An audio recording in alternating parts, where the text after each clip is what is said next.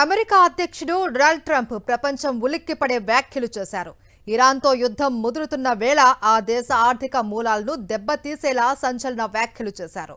Iran చమురు సంపదను స్వాధీనం చేసుకోవడమే తన తదుపరి లక్ష్యమని బాహాటంగా ప్రకటించారు. ముఖ్యంగా ఇరాన్ ఆయిల్ ఎగుమతులకు గుండెకాయ లాంటి ఖర్గ్ ఐలాండ్ను తమ ఆధీనంలోకి తీసుకుంటాము అని హెచ్చరించారు. అసలు ట్రంప్ వ్యూహం ఏంటి?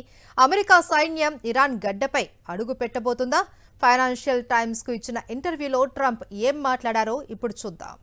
ఇరాన్ దగ్గర ఉన్న చమురును మేమే తీసుకోవడం నా ఫేవరెట్ థింగ్.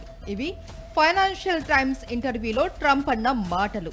ఇరాన్ ప్రధాన ఇంధన కేంద్రమైన ఖర్గ్ ఐలాండ్ను స్వాధీనం చేసుకునే అవకాశాలను పరిశీలిస్తూ ఉన్నామని ఆయన స్పష్టం చేశారు. దీనివల్ల ఇరాన్ ఆర్థికంగా పూర్తిగా కుప్పకూలుతుంది అని ట్రంప్ భావిస్తున్నారు.